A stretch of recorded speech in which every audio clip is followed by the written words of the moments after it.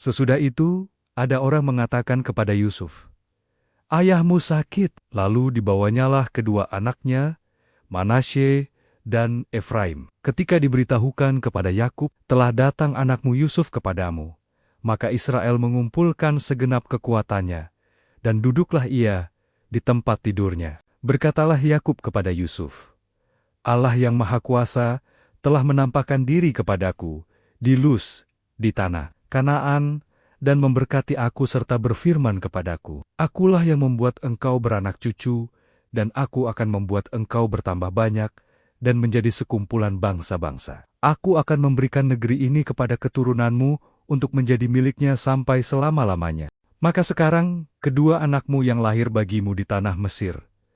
Sebelum aku datang kepadamu ke Mesir, akulah yang empunya mereka. Akulah yang akan empunya Efraim dan Manasye, sama seperti Ruben dan Simeon. Dan keturunanmu yang kau peroleh sesudah mereka, engkaulah yang empunya. Tetapi dalam pembagian warisan, nama mereka akan disebutkan berdasarkan nama kedua saudaranya itu. Kalau aku, pada waktu perjalananku dari Padan, aku kematian Rahel di tanah Kanaan di jalan, ketika kami tidak berapa jauh lagi dari Efrata, dan aku menguburkannya di sana, di sisi jalan ke Efrata, yaitu Betlehem. Ketika Israel melihat anak-anak Yusuf itu, bertanyalah ia, 'Siapakah ini?' Jawab Yusuf kepada ayahnya, 'Inilah anak-anakku yang telah diberikan Allah kepadaku di sini.' Maka kata Yakub, 'Dekatkanlah mereka kepadaku, supaya ku berkati mereka. Adapun mata Israel telah kabur karena tuanya, jadi ia tidak dapat lagi melihat.' Kemudian Yusuf mendekatkan mereka kepada ayahnya, dan mereka dicium serta didekap oleh ayahnya. Lalu berkatalah Israel kepada Yusuf, 'Tidak kusangka-sangka bahwa aku akan melihat mukamu lagi, tetapi sekarang Allah bahkan memberi aku melihat keturunanmu.' Lalu Yusuf menarik mereka dari antara lutut ayahnya, dan ia sujud dengan mukanya sampai ke tanah. Setelah itu Yusuf memegang mereka keduanya, dengan tangan kanan dipegangnya Efraim, yaitu di sebelah kiri Israel, dan dengan tangan kiri Manasye, yaitu di sebelah kanan Israel, lalu didekatkannyalah mereka kepadanya. Tetapi Israel mengulurkan tangan kanannya dan meletakkannya di atas kepala Efraim, walaupun ia yang bungsu, dan tangan kirinya di atas kepala Manasye, jadi tangannya bersilang, walaupun Manasye yang sulung. Sesudah itu diberkatinyalah Yusuf. Katanya, 'Nenekku dan ayahku, Abraham dan Ishak, telah hidup di hadapan Allah. Allah itu sebagai Allah yang telah menjadi gembalaku selama hidupku sampai sekarang, dan sebagai malaikat yang telah melepaskan aku dari segala bahaya. Dialah kiranya yang memberkati orang-orang muda ini, sehingga namaku serta nama nenek dan bapakku, Abraham dan Ishak, termasyhur oleh karena mereka, dan sehingga mereka bertambah-tambah menjadi jumlah yang besar di bumi.' Ketika Yusuf melihat bahwa ayahnya meletakkan tangan kanannya di atas kepala Efraim, hal itu dipandangnya tidak baik. Lalu dipegangnya tangan ayahnya untuk memindahkannya dari atas kepala Efraim ke atas kepala Manasye. Katanya kepada ayahnya, 'Janganlah demikian, ayahku, sebab inilah yang sulung. Letakkanlah tangan kananmu ke atas kepalanya.' Tetapi ayahnya menolak, katanya, 'Aku tahu anakku, aku tahu, ia juga akan menjadi suatu bangsa, dan ia juga akan menjadi besar kuasanya. Walaupun begitu, adiknya akan lebih besar kuasanya daripadanya, dan keturunan adiknya itu akan menjadi sejumlah besar bangsa-bangsa.' Lalu diberkatinyalah mereka pada waktu itu. Katanya, dengan menyebutkan nama mula orang Israel akan memberkati. 'Demikian, Allah kiranya membuat engkau seperti Efraim dan seperti Manasye.'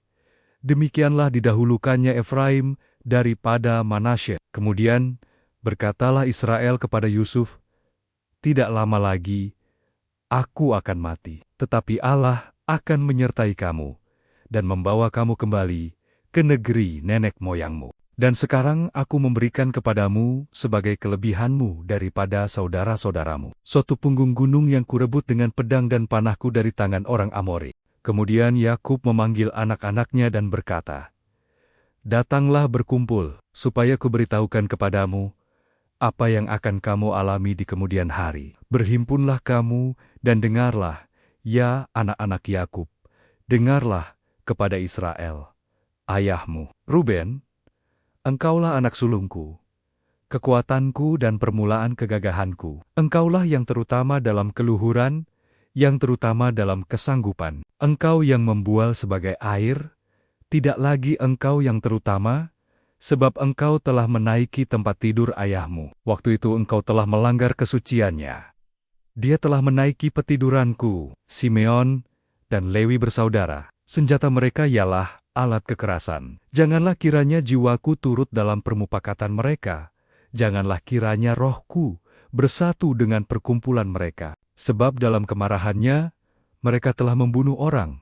Dan dalam keangkaraannya, mereka telah memotong urat keting lembu. Terkutuklah kemarahan mereka, sebab amarahnya keras. Terkutuklah keberangan mereka, sebab berangnya bengis. Aku akan membagi-bagikan mereka di antara anak-anak Yakub, dan menyerahkan mereka di antara anak-anak Israel. Yehuda, engkau akan dipuji oleh saudara-saudaramu. Tanganmu akan menekan tengkuk musuhmu. Kepadamu akan sujud anak-anak ayahmu. Yehuda adalah seperti anak singa. Setelah menerkam, engkau naik ke suatu tempat yang tinggi. Hai anakku, ia meniarap dan berbaring seperti singa jantan, atau seperti singa betina. Siapakah yang berani membangunkannya? Tongkat kerajaan tidak akan beranjak dari Yehuda, ataupun lambang pemerintahan dari antara kakinya. Sampai dia datang yang berhak atasnya, maka kepadanya akan takluk bangsa-bangsa. Ia akan menambatkan keledainya pada pohon anggur, dan anak keledainya pada pohon anggur pilihan. Ia akan mencuci pakaiannya dengan anggur, dan bajunya dengan darah buah anggur. Matanya akan merah karena anggur, dan giginya akan putih karena susu. Zebulon akan diam di tepi pantai laut. Ia akan menjadi pangkalan kapal, dan batasnya akan bersisi dengan Sidon.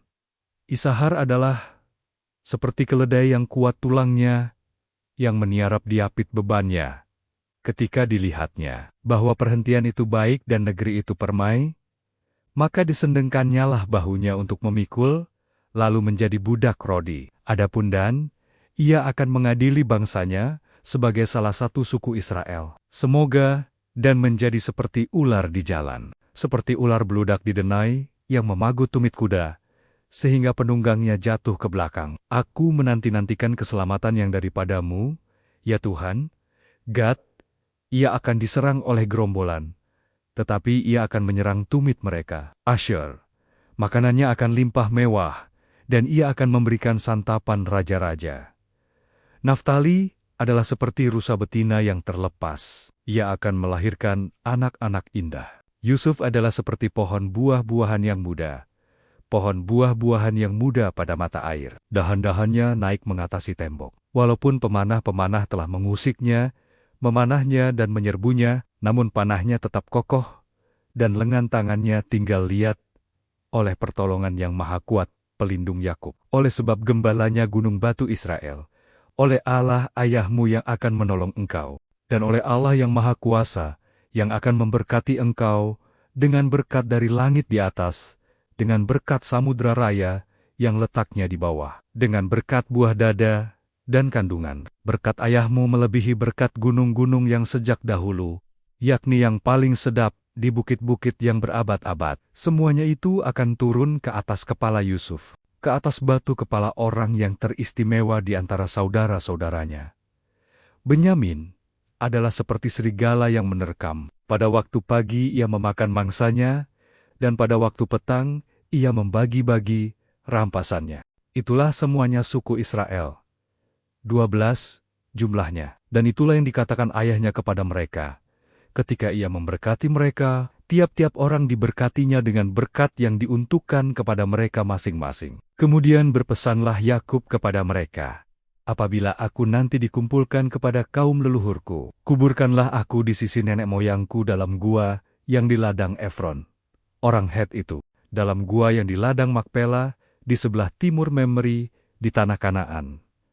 Ladang yang telah dibeli Abraham dari Efron, orang Het itu, untuk menjadi kuburan milik. Disitulah dikuburkan Abraham beserta Sarah, istrinya. Disitulah dikuburkan Ishak beserta Ribka, istrinya, dan disitulah juga kukuburkan Li. Ladang dengan gua yang ada di sana telah dibeli dari orang Het. Setelah Yakub selesai berpesan kepada anak-anaknya, ditariknyalah kakinya ke atas tempat berbaring, dan meninggallah ia, maka ia dikumpulkan kepada kaum leluhurnya. Lalu Yusuf merebahkan dirinya mendekap muka ayahnya, serta menangisi dan mencium dia. Dan Yusuf memerintahkan kepada tabib-tabib, yaitu hamba-hambanya, untuk merempah-rempahi mayat ayahnya. Maka tabib-tabib itu merempah-rempahi mayat Israel. Hal itu memerlukan 40 hari lamanya, sebab demikianlah lamanya waktu yang diperlukan untuk merempah-rempahi. Dan orang Mesir menangisi dia 70 hari lamanya. Setelah lewat hari-hari penangisan itu, berkatalah Yusuf kepada seisi istana Firaun, "Jika kiranya aku mendapat kasihmu, katakanlah kepada Firaun, bahwa ayahku telah menyuruh aku bersumpah." Katanya, "Tidak lama lagi, aku akan mati. Dalam kuburku yang telah kugali di tanah Kanaan, disitulah kau kuburkan aku. Oleh sebab itu, izinkanlah aku pergi ke sana, supaya aku menguburkan ayahku. Kemudian aku akan kembali." Lalu berkatalah Firaun, "Pergilah ke sana, dan kuburkanlah ayahmu itu, seperti yang telah disuruhnya engkau bersumpah." Lalu berjalanlah Yusuf ke sana untuk menguburkan ayahnya, dan bersama-sama dengan dia berjalanlah semua pegawai Firaun, para tua-tua dari istananya, dan semua tua-tua dari tanah Mesir, serta seisi rumah. Yusuf juga saudara-saudaranya, dan seisi rumah ayahnya. Hanya anak-anaknya serta kambing domba dan lembu sapinya ditinggalkan mereka di tanah Goshen. Baik kereta maupun orang-orang berkuda turut pergi ke sana bersama-sama dengan dia, sehingga iring-iringan itu sangat besar. Setelah mereka sampai ke Geren Haatat, yang di seberang sungai Yordan, maka mereka mengadakan di situ ratapan yang sangat sedih dan riuh. Dan Yusuf mengadakan perkabungan 7 hari lamanya karena ayahnya itu. Ketika penduduk negeri itu, orang-orang Kanaan, melihat perkabungan di Geren Haatat itu, berkatalah mereka, "Inilah perkabungan orang Mesir yang amat riuh." Itulah sebabnya tempat itu dinamai Abel Mizraim, yang letaknya di seberang Yordan. Anak-anak Yakub melakukan kepadanya seperti yang dipesankannya kepada mereka. Anak-anaknya mengangkut dia ke tanah Kanaan, dan mereka menguburkan dia dalam gua di ladang Makpela yang telah dibeli Abraham dari Efron, orang Het itu, untuk menjadi kuburan milik, yaitu ladang yang di sebelah timur Memre. Setelah ayahnya dikuburkan, pulanglah Yusuf ke Mesir, dia dan saudara-saudaranya, dan semua orang yang turut pergi ke sana, bersama-sama dengan dia, untuk menguburkan ayahnya itu. Ketika saudara-saudara Yusuf melihat bahwa ayah mereka telah mati, berkatalah mereka, "Boleh jadi Yusuf akan mendendam kita, dan membalaskan sepenuhnya kepada kita segala kejahatan yang telah kita lakukan kepadanya." Sebab itu mereka menyuruh menyampaikan pesan ini kepada Yusuf. "Sebelum ayahmu mati, ia telah berpesan, beginilah harus kamu katakan kepada Yusuf, ampunilah kiranya kesalahan saudara-saudaramu dan dosa mereka, sebab mereka telah berbuat jahat kepadamu. Maka sekarang, ampunilah kiranya kesalahan yang dibuat hamba-hamba Allah ayahmu." Lalu menangislah Yusuf ketika orang berkata demikian kepadanya.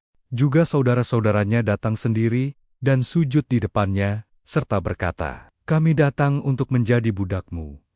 Tetapi Yusuf berkata kepada mereka, "Janganlah takut, sebab aku inikah pengganti Allah? Memang kamu telah mereka-rekakan yang jahat terhadap aku, tetapi Allah telah mereka-rekakannya untuk kebaikan, dengan maksud melakukan seperti yang terjadi sekarang ini, yakni memelihara hidup suatu bangsa yang besar. Jadi janganlah takut, aku akan menanggung makanmu dan makan anak-anakmu juga." Demikianlah ia menghiburkan mereka dan menenangkan hati mereka dengan perkataannya. Adapun Yusuf, ia tetap tinggal di Mesir beserta kaum keluarganya. Dan Yusuf hidup 110 tahun. Jadi Yusuf sempat melihat anak cucu Efraim, sampai keturunan yang ketiga, juga anak-anak Mahir. Anak Manasye lahir di pangkuan Yusuf. Berkatalah Yusuf kepada saudara-saudaranya, "Tidak lama lagi aku akan mati. Tentu Allah akan memperhatikan kamu dan membawa kamu keluar dari negeri ini." ke negeri yang telah dijanjikannya dengan sumpah kepada Abraham, Ishak dan Yakub. Lalu Yusuf menyuruh anak-anak Israel bersumpah. Katanya, "Tentu Allah akan memperhatikan kamu. Pada waktu itu, kamu harus membawa tulang-tulangku dari sini." Kemudian, matilah Yusuf, berumur 110 tahun. Mayatnya dirempah-rempahi dan ditaruh dalam peti mati di Mesir.